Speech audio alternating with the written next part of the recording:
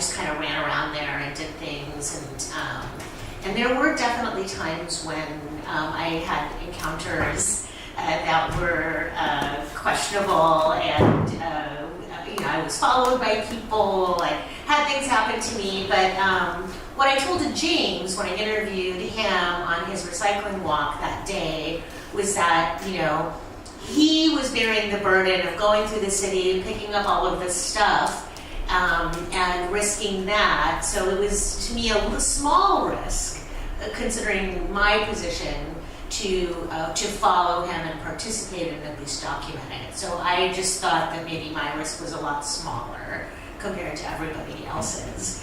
Though I don't think I could do it again now. Looking back, it's an interesting question.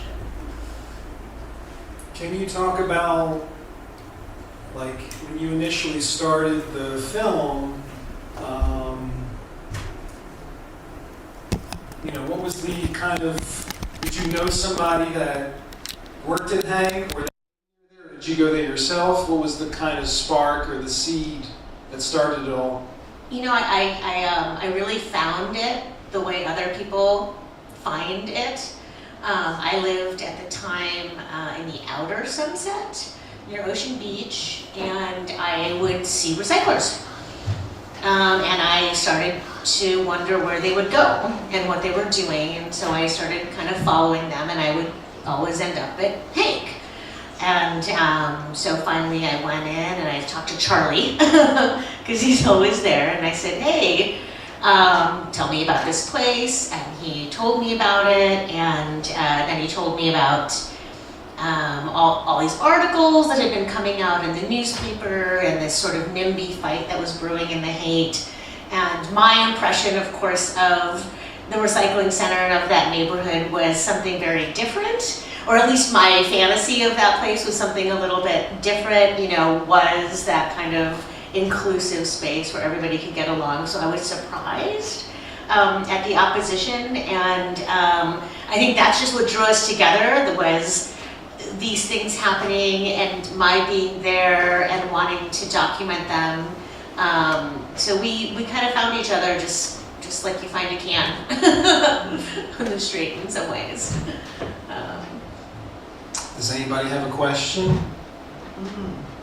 Please, go ahead. Yeah. Go ahead. Right in the front. I'd like to hear more about, I thought it was horrible the way Rosmir Karimi was taken down.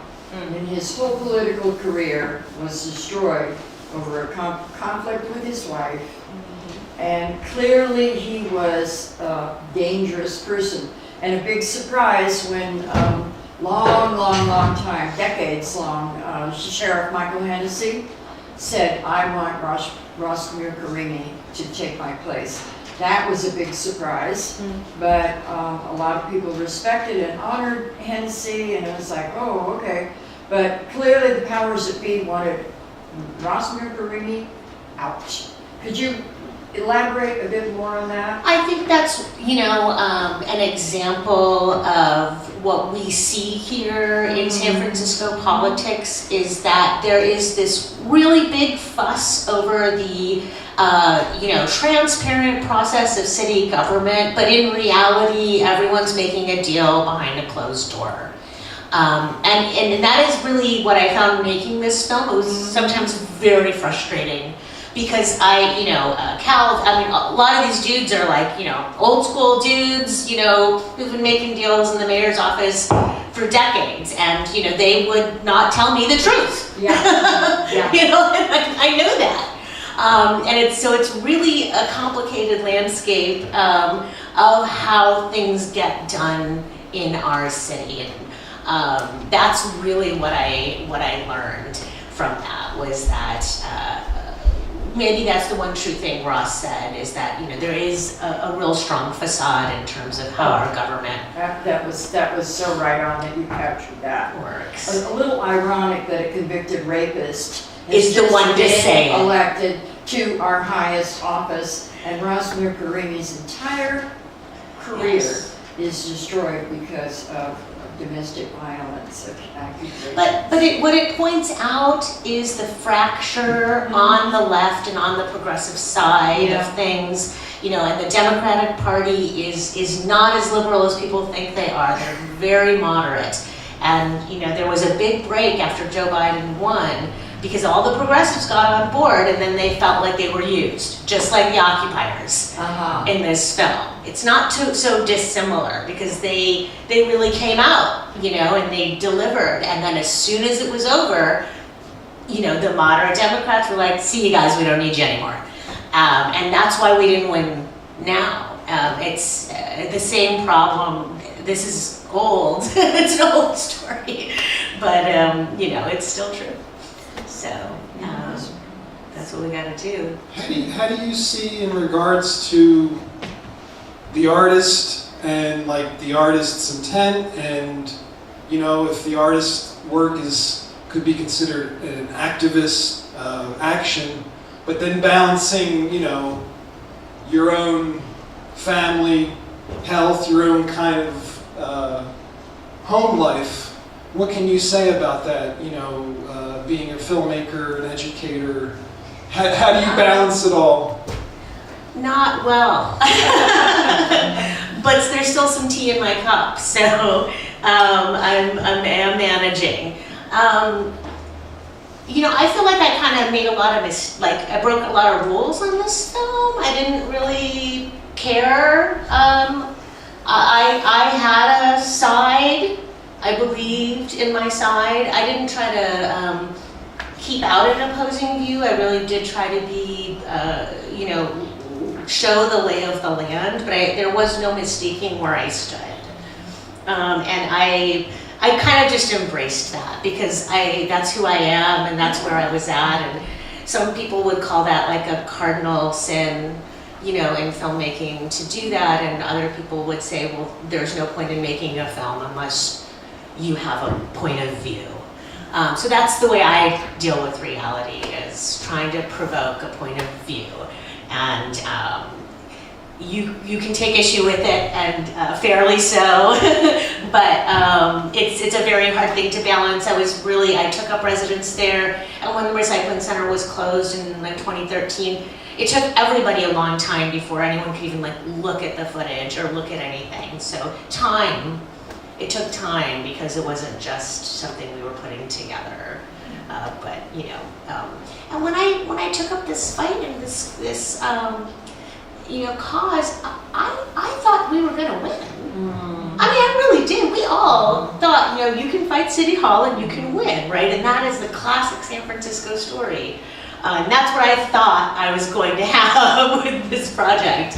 I ended up learning a whole different, really kind of character of our city and the people, you know, that we live with, and kind of, you have to fight for these progressive values. And San Francisco is not a place where they're a given. It's just the battleground. It's a place where you can have the fight, and that is important because you have to have a place where you can have the fight. But yeah, it's not a given here, and that's what I learned. Could you talk a little more about your work previous to Nail House and how your own films have evolved over the years? Sure. You know, I think that I am really comfortable traversing different forms of modes and of expression. Meaning this project was something that I saw had to be done really like from the field, on the ground, and that was kind of where it lived. I also really love to work with animation, and I have done projects that are kind of like graphic histories, as well as more films about immigration and diaspora and things like that. So I think it's really about finding a connection to the story, about having access. One thing I really do love to do is make films about the place where I live. So that is something that I probably still take with me, even though I sometimes do projects that exist outside that lens. Yeah. I really appreciated the context through the text, you know, throughout the movie and the maps and the graphics. Can you talk about the role of those elements in this film, and maybe, you know, maybe there were sometimes if during the editing you had more text or graphics and had to pull it back a little bit? That's interesting. Yeah, I would say that I would have liked to even have done more with the maps. And the mapping thing is very important to me. I really like to think of text maps, the newspapers and things that, you know, I found as media. You know, they are, and they were forms of media at the time. So I really wished I could have done more, but I wasn't able to, whatever, you know, budget-wise. But that is something I continue to work on in my work, is like this. You know, Rebecca Solnit does it a lot with her Infinite City, right? And there's a lot of people who do things like that, like in a sort of jovial or joking, sarcastic way, but sort of re-understanding our boundaries and our space and our public lands as something other than what we've been told that they are, right? Or what they used to be and how they live in different times and different ways. And so, yeah, I wish I had more. Yeah. In regards to the music or the lack of music? Yeah, I appreciated. Did you? I appreciated that you didn't play, you know, here's sad music because this person's telling a sad story, or here's happy music because things are going really well. I really appreciated those choices. Can you talk about the use of music or sound design? Thank you. There was a cut of this film that had tons of music in it. And I had like just an epiphany with my sound person one day where it was like, there's so much in here that is already showing the point of view. We don't want to, we're leading people too much with the music. So we just started cutting it out, and then someone came up with the idea of like, let's just take it all out. And I was like, all right, do it. And I think that's maybe the riskiest thing about this film, is the fact that there is no music. I had an incredible sound guy, and he just came and he did wild sound tons of times, and I provided him with all this stuff. He created like a kind of a recycling library, and the entire soundscape is fashioned from that. Yeah, I think that was probably one of the things sometimes people notice but they don't, but I think it was probably the boldest choice we made with this.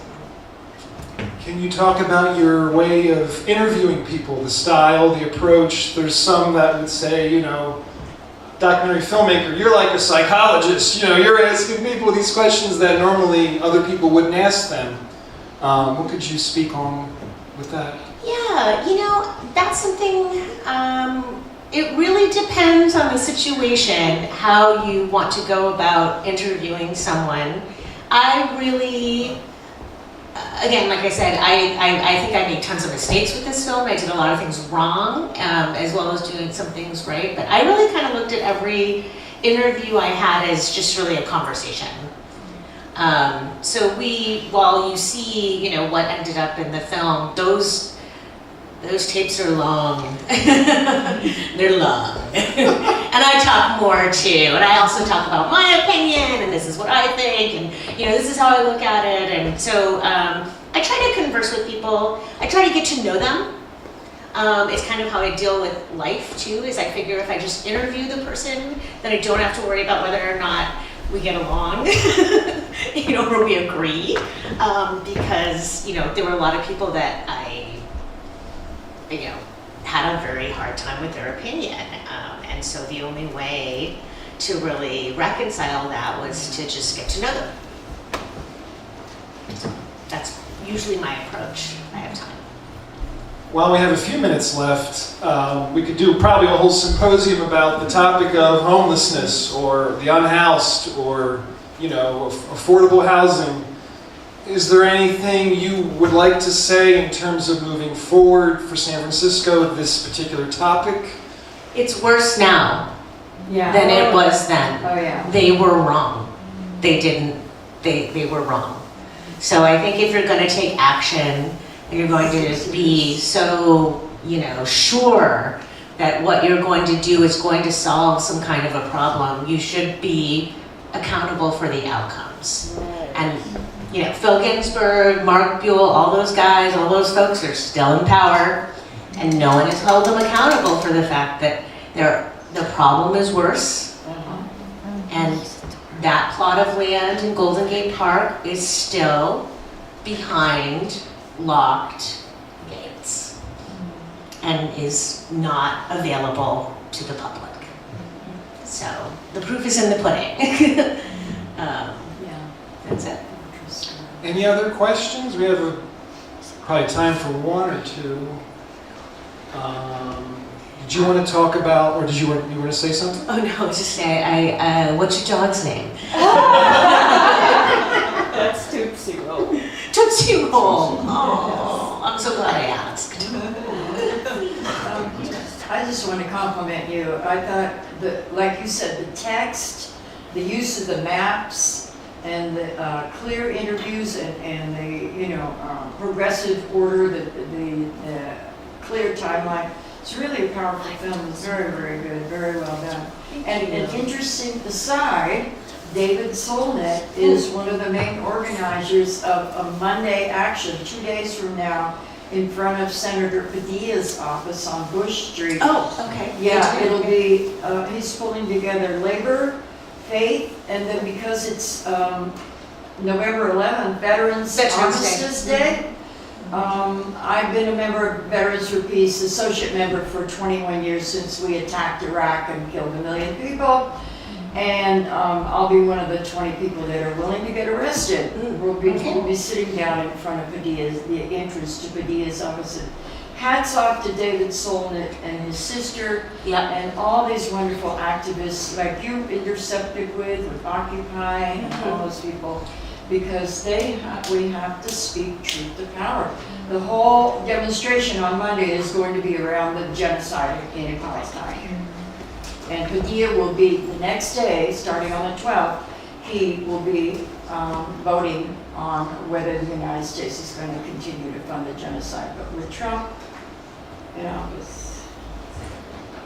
So anyway, I think if you're willing to put your body on the line like that, like this person is saying that they're going to do, and to me that's a much braver act than anything I've done on my film. You're a really good role model for the kid. I really do appreciate that very, very much. And all of us.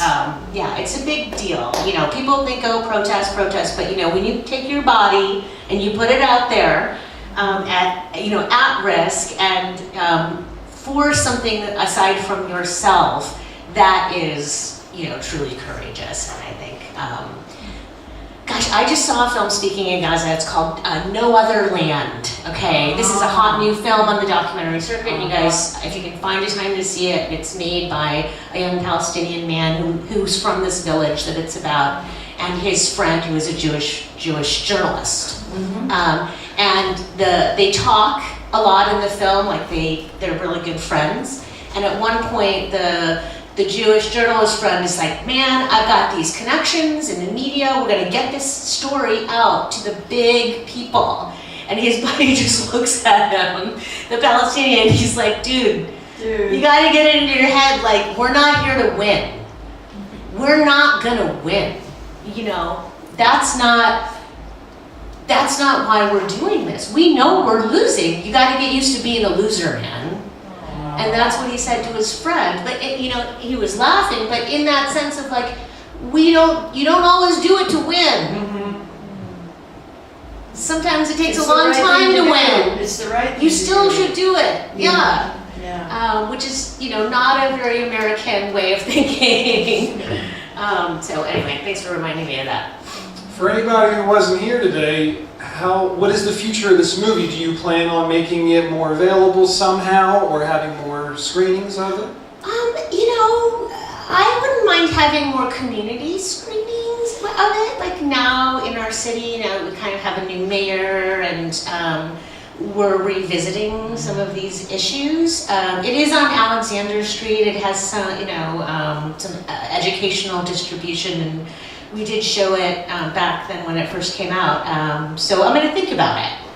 You've, brought it to my attention. I appreciate that. Anything else to mention as far as other projects, new projects for yourself? I've been in a big development phase for now, so I'm not going to announce anything, but I did work on a film called The Dawn Is Too Far, which is playing around a little bit. It's a film about Iranians who migrated to the Bay Area and sort of like the different pathways that they ended up taking, which now ends up, of course, there's a political shadow over that too, and I think those political shadows with the human stories really attract me. So, I do work at San Francisco State University. I am the director of the Documentary Film Institute there, where we do conferences and other programs. So there's always something coming up there, and I'm also on the board of the Bay Area Video Coalition, which supports independent filmmakers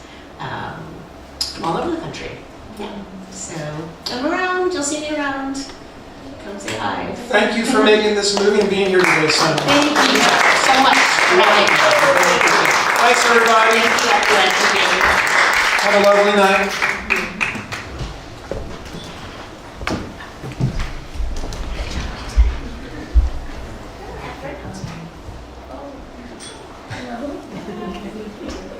Wonderful film. Thank you so much.